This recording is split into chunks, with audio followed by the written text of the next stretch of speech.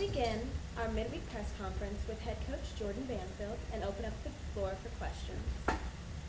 Coach, your takeaway from the three-game series with Long Beach?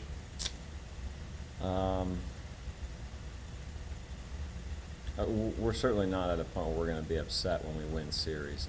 We haven't gotten to that point. I don't know if we've earned that, but once you get the first two and you have a chance to do it, it's so hard to sweep people. You need to go do it. And God, we just didn't do anything that we needed to on offense. They got 4 runs.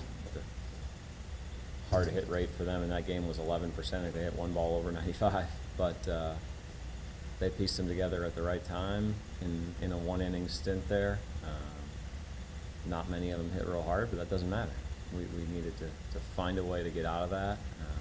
But still, I mean, we held them to 4. We got to go score more than that, and that's what we've been doing most of the year. And they gave us some free base runners even. I think we walked 5 or 6 times, and they hit 1 or 2, and we didn't stick to our plan. We swung out of the zone.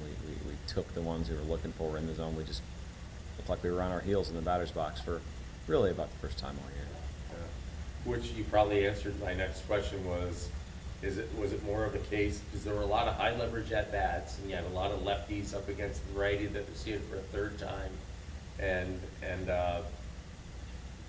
was the meat of the order, and yet the pitcher seemed to win all those high leverage at bats. Was that more of just shake that guy's hand, or was it, like you say, maybe we just did not have the discipline? Or Yeah, I certainly don't want to take anything away. I mean, the kid's thrown 2 complete games in a row. This one's 140 pitches or something like that. You don't see that very often anymore. No, I mean, you go look at, we have all the TrackMan stuff and you can see exactly where all the pitches were and whatnot, and our left-hand hitters took a bunch of the exact one we're looking for, right? He throws a fastball that's a big runner. You get left-hand hitters, got to see it start at him for it to end up in the middle, and we took a bunch of those, and that was exactly what we knew going in we needed to not do. We did a good job taking the one that ended up off the plate that started in the middle, but we didn't pull the trigger. It just felt like we were playing defense a little bit and hoping and wishing, and that's not a good recipe. So now you turn to CSUN, and again, it seems like every series is sort of like a series where somebody can move in the standings, and here you are with CSUN. Your thoughts? Yeah. God, they had a great weekend last weekend, obviously, and it's been a weird start to the year in our league. Paulie's running away a little bit from the group, but you see a team go sweep one weekend and then get swept the next, and that's pretty rare in college baseball, right? There's not, there's parity, but not like that, right? I mean, that would have been us last weekend if we'd have taken care of business on Sunday. So. They have really good offensive numbers. I've never been to their park. I hear it's, probably the most offensive place in the league. We're going to need to go. We need to go put up some runs. So you alluded to it, but quickly, what can you tell us about CSUN pitching? Yeah. So I mean, a year ago, their offense was more than fine, and their pitching numbers weren't. They had a ton of free bases from the pitching staff, and it seems like they've really flipped that. Wynn got a bunch of new guys that are strike throwers. Maybe not, the highest level stuff in the league, or that we'll see, but a bunch of, 3-pitch strike throwing right-handers is what it looks like. And then they got a freshman with a bunch of velocity. They started on Sunday last week. That was kind of their closer early in the year. So I think the thing that stands out, though, is they got a bunch of guys that can change a game with one swing and leave the yard, and that's fine. That's going to happen. The job of our pitching staff and our defense will be to make sure that if they hit homers, they're solos, and that they earn their runs. That we don't give them anything and turn one swing into a 3-run swing. In basketball, there's a saying that defense travels. No matter where you play, defense should still show up. In baseball, does offense travel? Should offense travel? Should your offense travel? It should travel to this place, from what I've been told. That's the thing about baseball. It's so different, right? It's so dependent on the conditions and the park and all that, and a team can look like a totally different team from one day to the next if the wind blows the other direction, right? Or if you go play in a big place instead of a small place, or the other way around, right? When you go look across the country, and there's a midweek game between two teams that are finals, like 28-24 or something like that. You don't ever see that out here, but I guarantee you, if those same two teams came and played at our park at night on a Friday or Saturday, that game is you know, a quarter of that score, right? So you really got to just assess every day what the situation is, what's going to be asked of us on that day, and then we got to put together a lineup and run a game as a coaching staff that's conducive to having success on that day. From what I gather, this will be a place where contact is rewarded because the ball in play has a good chance to result in something good. So we need to go be disciplined in that regard, and we need to turn outs into outs on defense, which we've done a pretty good job of lately. Our infield defense since opening weekend has been really good. We've played good defense behind the plate. There's still a few hiccups in the outfield that are driving me absolutely crazy right now, but it's mostly like the ball on the ground and stuff into the corners where we're turning a double into a triple or letting the guy score from first for no reason. So we spent a bunch of time yesterday trying to clean that up. We got to make sure that when the ball leaves the yard for them, it's a solo, and for us, we got to do everything we can to generate base runners so that when we do get those swings, we're maximizing our runs. Final one for me. It seems like every week, either some sort of your game steps up that you go, hey, that's a good thing, or maybe someone. Was there a something or a someone that, given the opportunity, stepped up? Yeah, I mean, see Ryan King and Jacob Gutierrez threw the ball awfully well last weekend. Between the two of them, something like, 14 scoreless, something like that. I think that's probably right. 13 or 14 scoreless between the two of them. That's pretty impressive. So certainly good to see those guys round themselves into form. I didn't think anybody threw the ball poorly on the weekend, so that was certainly encouraging. Ethan Meinecker, this isn't the weekend, but last Tuesday, goes and throws a ball like that against SC, and he's going to get a start this weekend. I think that's pretty well deserved. Offensively, it's certainly good to see Devin start to do some of the stuff that we know he can do. He's unbelievable, and he's also just turned 18, and wow. You see that at times, right? And he needs to do a better job controlling the strike zone and all the stuff that we've been working on, and he'll show you flashes, and when he does that, he can damage the baseball like very few people can, but then when he's willing to expand and stuff, you saw it in a big spot where he went and battled and got it to 3-2, and we had first and second, and the guys are running, and he swings at a breaking ball. It's probably slid off the plate, a right-handed breaking ball too. So just gotta resist the urge to feel like he's got to go do something and just see the baseball. One of our other guys told him the other day, they're trying to walk you. You need to let them.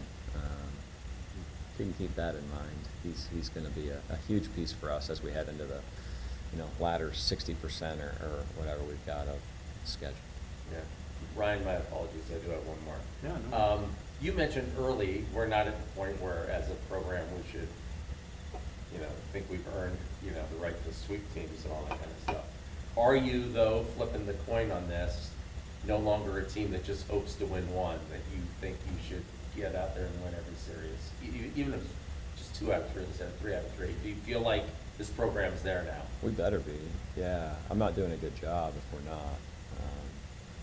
That's one of the biggest pieces that needed to get changed, right? I talk to our guys all the time, and we've got great support from families and parents, but I'm trying to impress upon our guys, like, if we get beat or we don't get the job done, or even if we just don't play very well and maybe we do get a win out of it, like, we can't be going out to the parking lot with big smiles on our faces ready to take pictures with grandma and grandpa and whatever else. Like, that has to kill us, because what more important to any of us right now than this season? And if it's not, then it's not important enough to us, or we just don't have high enough expectations, and we get over it too quickly because we're used to not getting the result. We see some other jersey in our league and we think we're supposed to lose. That's certainly a real hill to climb. And when you talk about like building a program, that's the thing that no one understands or talks about. Like the mental piece is the biggest hurdle to climb. Obviously you got to get the people and all that, but I was certain we could do that. It's getting you have the right people, you got to get them to understand and act like they're supposed to win. And that's like a real thing. That I don't know if we've cleared that hurdle yet, but things are starting to feel different in that regard. Right. Ryan King, you mentioned him earlier, obviously, when you have him in there as a Friday starter, he's kind of got to set the tone for what you want to do for the weekend. You didn't have a midweek game this week, which means, more time to practice, more time to think about things and get right. What does Ryan King mean to this team on a Friday night? Well, what he needs to mean for us is that if we spot him a lead, the game's over, because that's what the best ones do. And he did that on Friday, which was different. Ryan's kind of this always in the middle, and he'll get mad or whatever after the game. But I think he has a natural tendency to really bear down when the game's tied, right, or we're down one. When we've spotted him a lead, he's had a tendency to go out there and coast a little bit, and he can't do that if he wants to be one of the best guys in the league, which at times he's shown that he is.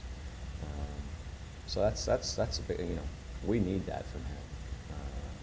He knows that, and that's not, sure there's pressure or whatever, but like, I'm not asking him to do anything he doesn't do often. He just needs to do it all the time and dial it up in those, like, he's got to understand that if we go get him 2 or 3 or whatever, like, he's got to dial it up right there to make sure that it stays there, right?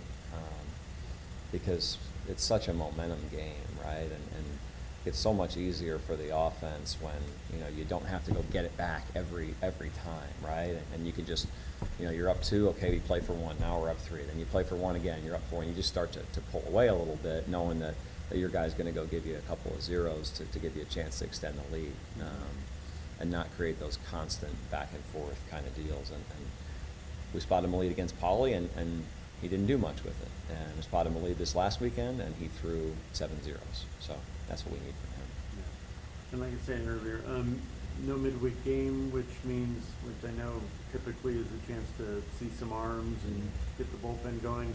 Knowing Northridge has a park that is going to cater to offense, maybe it's good you have your bullpen guys a little more rested. I don't know.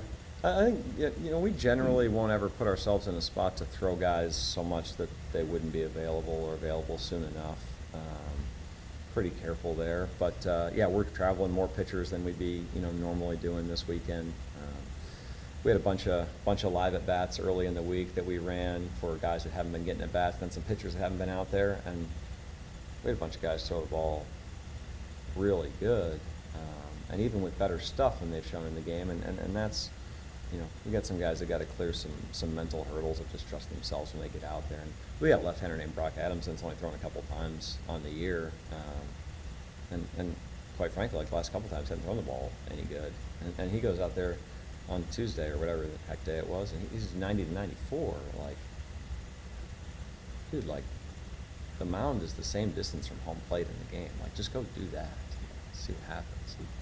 His kind of tendency is to back off a little bit, and got to get a few of those guys to choose fight over flight. And like, the talent is right. I mean, he's a physical monster, and he got a really good arm. And he didn't think about walking anybody on Monday or Tuesday or whatever day it was, but we gotta keep trying to find those guys opportunities and get them to get out there and do it one time so they see they can make it happen.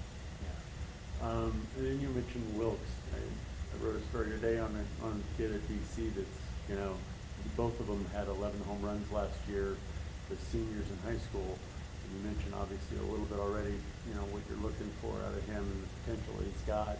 Tell me more about his makeup and, like you're saying, the mental aspect, because that is such a big thing, crucial thing to do at any level, but Division I baseball, absolutely. Yeah, I mean, Devin could wake up 2 minutes before practice and show up in flip-flops or whatever and take better BP than most people. And that is just, he's talented like that. And this spring, probably the first time ever that he's had to actually think his way through it and adjust. And we warn him about stuff like that in the fall and whatnot. But he had some hurdles to climb in the fall with some academics and some conditioning stuff and all that. And this is like really his first full semester of being with us and being able to attack it. And you know, he's still got a long ways to go, but the talent there is unbelievable. As good as I've ever had in terms of just the bat to ball. And I talk about like him expanding his zone. The thing about him when he expands his zone is he doesn't ever miss. Like he ends the at bat with contact that's softer than he should be making when he swings out of the zone. I mean his hand-eye's crazy. And he had a ball at the top of the lights in right center in BP a couple weeks ago. Like he just does stuff that like the actual light, not the pole. And he just does some stuff that most people at any level can't do. But if we can continue to get him to make progress as a person and just being more mature and handling his business, and that will all carry over to the field. He's going to be a more than fine defender at first too. Certainly next year we'll need that from him. Are there any other guys in the lineup that you're looking at, that you're really looking to see something out of this weekend in Northridge? I mean, you take 2 out of 3, taking series is great. I mean, this conference, you've said it before. You one week you get 3, and the next week you get nothing. So 2 out of 3, you'll take it and move on. Anybody else in the lineup that you're looking to see step up a little bit more this week? Yeah, I certainly don't need to put any more pressure on him, but the other freshmen that we've been playing, second base has turned into an interesting deal for us, 'cause kid we thought was going to play second base, really disappointingly out for the year with a shoulder injury, and we're not going to get to see really anything from him this year besides a couple flashes on the bases, and he's having surgery this week. But the good version of Brendan Thompson is really good. Now we played him more than he was ready for because we needed to, because defensively he's really, really good. He's probably a guy that have a chance to play shortstop for us for a long time in the future. But he did some really good things early. He had a couple homers. I think he hit one in both series in Texas, and he just got to go up there and get more under control in his at bats, and not forget that the baseball's moving towards him, and he didn't have to go hit it as soon as or before it leaves the pitcher's hand sometimes. So if we can get him to kind of even just get back to the level of production that he was giving us early, and controlling and just some more competitive at bats, that makes us better, because defensively there he does some really, I mean, turning the double play, he's pretty special. He probably got the best arm on our team, including the pitchers. So certainly love for him to just continue to get more comfortable and look like he's a little bit more in control of his at bats, because it makes us better defensively, and we can play him for the whole game instead of kind of having to run guys in and run guys out. It's if you go look at the numbers, I think we were last in the league in turning double plays a year ago, and I think we're first right now. So he's a big piece of that. Anything different to the fact that you have UNLV game after this series, after the Northridge series, having 4 games in a row? Anything to that? We wouldn't treat it any different than a Tuesday or a Wednesday. Makes it a little bit complicated in terms of the travel. Just we'll have some guys that we'll send back on Sunday after the game's over, and one of the guys will go bring some guys that didn't travel, so we can just get the roster where we need it to be going into that Monday. But no, UNLV is the furthest thing from my mind right now, just as they would be if we were playing them on a Tuesday or a Wednesday. So we need to dump everything we have into the weekend, and we'll see what we got left on Sunday evening, and go put together.